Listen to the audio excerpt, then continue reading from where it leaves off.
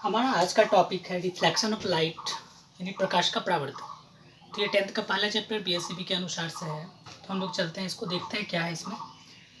तो सबसे पहला बात है, हम लोग किसके बारे में पढ़ रहे हैं? लाइट के बारे में। तो पहला पार्ट आता है ऑप्टिक्स। ऑप्टिक्स क्या है? ऑप्टिक्स फिजिक्स का एक ऐसा ब्रांच है जिसमें कि हम लोग लाइट के प्रॉपर्टीज़ के बारे में उसका स्टडी करते हैं, ठीक। और उससे रिलेटेड, लाइट से रिलेटेड कोई भी फेनोमेना हो या कोई भी दैट मीन्स की कोई भी प्रॉपर्टीज़ हो लाइट का, तो उस प्रॉपर्टीज़ का जहाँ पे जिस ब्रांच में हम लोग स्टडी करेंगे उसको क्या बोलते हैं? हम लोग ऑप्टिक्स बोलते हैं। ये ऑप्टिक्स है। तो ये क्या हो जाएगा? Study of light. Study of light क्या बोलेंगे इसको? ऑप्टिक्स बोलेंगे। ऑप्टिक्स को बहुत सारे पार्ट्स में डिवाइड किया गया है। ऑप्टिक्स को मेनली जो है बहुत सारे पार्ट्स में डिवाइड किया गया है। वैसे बोल सकते हैं मेनली हम लोग इसको कितने पार्ट्स में डिवाइड करते हैं? 4 पार्ट्स में। फर्स्ट है आपका geometrical optics. Geometrical optics, geometrical optics को ही क्या बोलते हैं हम लोग? रे ऑप्टिक्स बोला जाता है। दूसरा होता है फिजिकल ऑप्टिक्स, जिसमें कि हम लोग इसको वेव ऑप्टिक्स के भी नाम से जानते हैं। एक होता है फिजियोलॉजिकल ऑप्टिक्स, फिजियोलॉजिकल ऑप्टिक्स। और एक लास्ट होता है क्वांटम ऑप्टिक्स। चलिए बच्चों, तो सबसे पहले जान लेते हैं ज्योमेट्रिकल ऑप्टिक्स क्या है। इसमें लाइट को हम लोग स्ट्रेट लाइन मान के कंसीडर करेंगे, स्टडी करेंगे। ज्योमेट्रिकल ऑप्टिक्स में या रे ऑप्टिक्स में हम लोग लाइट को हमेशा क्या मानते हैं? स्ट्रेट लाइन मानते हैं। स्ट्रेट लाइन मान के क्या करना है? इसको स्टडी करना है, स्टडी ऑफ लाइट को। तो सिर्फ आपको 10th स्टैंडर्ड में आपको करना क्या है? मात्र ये सेक्शन लाइट का कंप्लीट करना है। वेव ऑप्टिक्स में क्या होता है? लाइट को वेव नेचर की तरह बिहेव किया जाता है। फिजियोलॉजिकल ऑप्टिक्स में क्या होता है? कोई भी अगर लाइट को हम लोग क्या करते हैं? आई से देखते हैं, ठीक। तो आई से देखने के बाद जो हमारा जो आँख है, आँख से देखने के बाद लाइट जो है सेंसेशन करता है हमारे आई में, और वह हमारे ऑप्टिक नर्व तक पहुंचाता है, ठीक। तो उन सभी बातों को हम लोग किस में पढ़ते हैं? फिजियोलॉजिकल ऑप्टिक्स में। यानी लाइट के सेंसेशन के बारे में अगर पढ़ा जाना हो तो फिजियोलॉजिकल ऑप्टिक्स के बारे में पढ़ते हैं। क्वांटम ऑप्टिक्स में क्या पढ़ते हैं? लाइट का। तो लाइट में जो पार्टिकल्स रहता है वह किस टाइप से वाइब्रेट करता है, उसका मोशन क्या है, उसके एटम के बारे में पढ़ते हैं, लाइट के एटम के बारे में। तो हम लोग उसको किसमें पढ़ते हैं? क्वांटम ऑप्टिक्स में। तो हम लोग को पढ़ना क्या है मेनली अभी के लिए पढ़ना है मेनली क्या? Geometrical optics. ज्योमेट्रिकल ऑप्टिक्स में लाइट को क्या करेंगे? एक स्ट्रेट लाइन कंसीडर करके पढ़ना होता है।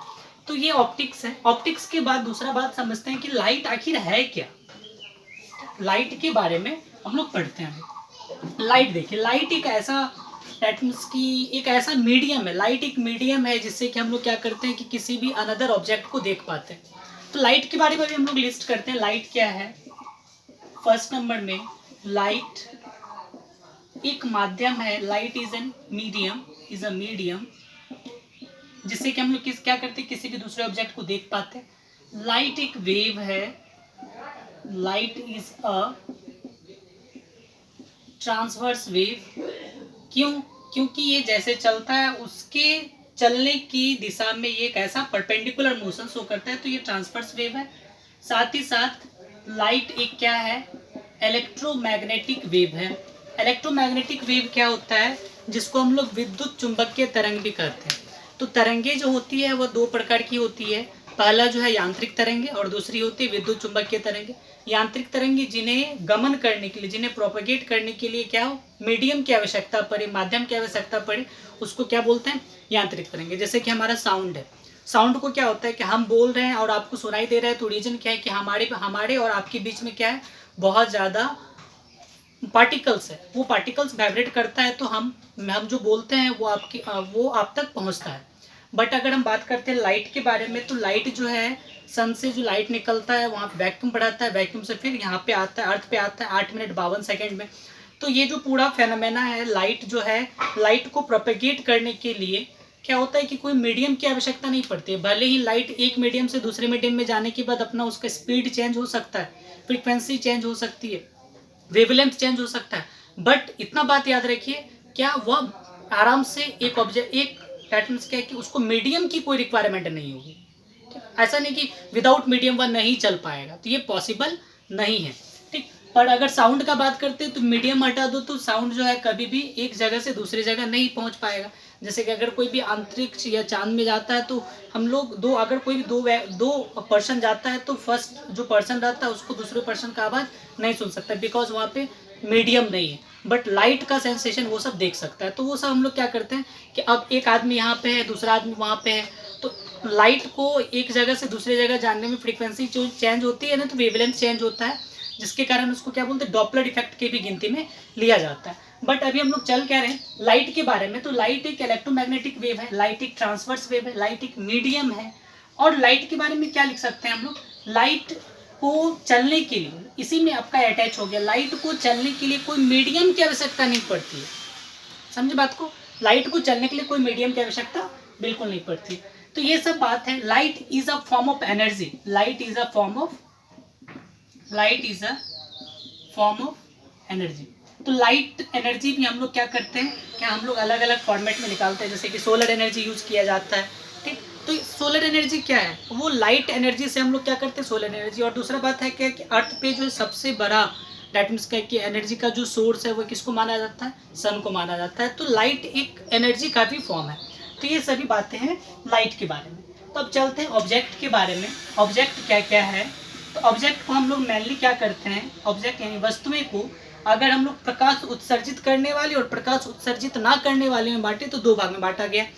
एक होता है ल्यूमिनस ऑब्जेक्ट, ल्यूमिनस ऑब्जेक्ट जिसको हम लोग क्या बोलते हैं, दीप्तमान वस्तु, दीप्तमान वस्तु।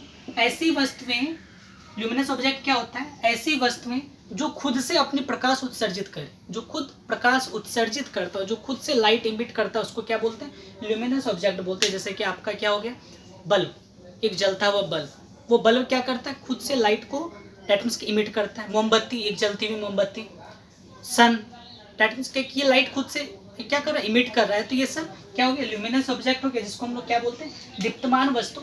तो आप लोग खुद लिख सकते हो। एक होता है non luminous object. Non luminous object क्या होता है बच्चों, तो जो जस्ट इसका अपोजिट, वैसे ऑब्जेक्ट जो खुद से प्रकाश को उत्सर्जित ना कर पाए, खुद से प्रकाश इमिट ना कर पाए, उसको क्या बोलते हैं, नॉन ल्यूमिनस ऑब्जेक्ट। जैसे कि एग्जांपल में ले लेते हैं टेबल, चेयर, ये सब कोई प्रकाश उत्सर्जित नहीं करता है, जिसके कारण इसको क्या बोला जाएगा, नॉन ल्यूमिनस ऑब्जेक्ट। अगर बोला जाए मून क्या है, मून ल्यूमिनस है या नॉन ल्यूमिनस है, तो आपका सिंपल सा आंसर होना चाहिए कि मून क्या है, अदीप्तमान वस्तुएं हैं। दैट मीन्स कि अदीप्तमान क्या होता है, नॉन ल्यूमिनस ऑब्जेक्ट। क्यों रीजन क्या है उसका, तो उसका एक ही रीजन है कि मून में खुद अपना लाइट नहीं होता है, बल्कि मून जो है सन के लाइट से चमकता है। समझे बात को, तो वह खुद अपना लाइट इमिट नहीं कर रहा है, वो तो रिफ्लेक्शन के कारण हो रहा है, जिसके कारण आपका क्या होगा, दैट मीन्स के मून को क्या बोलेंगे, नॉन ल्यूमिनस। यहाँ पे क्या क्या लिख सकते हैं, चेयर आ सकता है, टेबल आ सकता है, मून आ सकता है, ये सब आपका क्या है, नॉन ल्यूमिनस ऑब्जेक्ट है। अगर ल्यूमिनस ऑब्जेक्ट का बात करेंगे तो बल्ब आ सकता है, उसके बाद फिर कैंडल आ सकता है, सन आ सकता है, स्टार्स आ सकता है, ठीक। तो ये सब क्या है, आपका ल्यूमिनस ऑब्जेक्ट है। फिर अगर ऑब्जेक्ट को हम लोग कैटेगराइज करें देखने के आधार पर, जिससे पास हो सके लाइट, जिससे नहीं हो सके, तो उसको हम लोग कितने पार्ट्स में डिवाइड करते हैं, 3 पार्ट्स में बच्चों।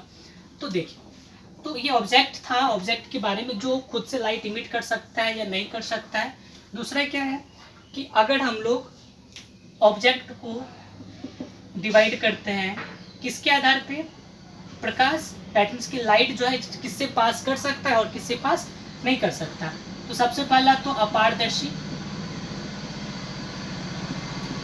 पारदर्शी, और अगला पारभासी। पारभासी में क्या है, ट्रांसल्यूसेंट, पारदर्शी में ट्रांसपेरेंट, अपारदर्शी में ऑपेक।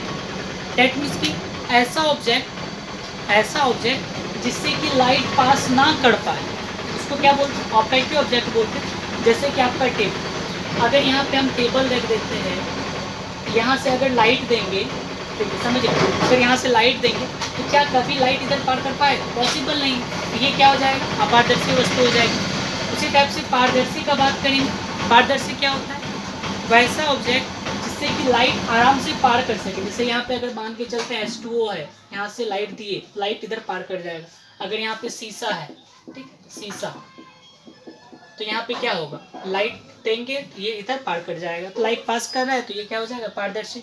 जिससे बहुत ही कम मात्रा में पास करे, दैट मीन्स क्या कि हाँ, जिससे बहुत ही कम मात्रा में पास करता है तो उसको क्या बोलते हैं, पारभासी।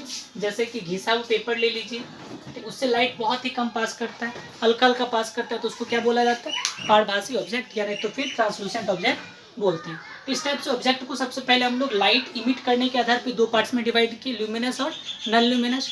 दूसरे में ऑब्जेक्ट को 3 पार्ट्स में डिवाइड किया गया, पास करने के आधार पर और नहीं करने के आधार पर। लाइट जब पास करता है नहीं करता है तो 3 टाइप का हुआ।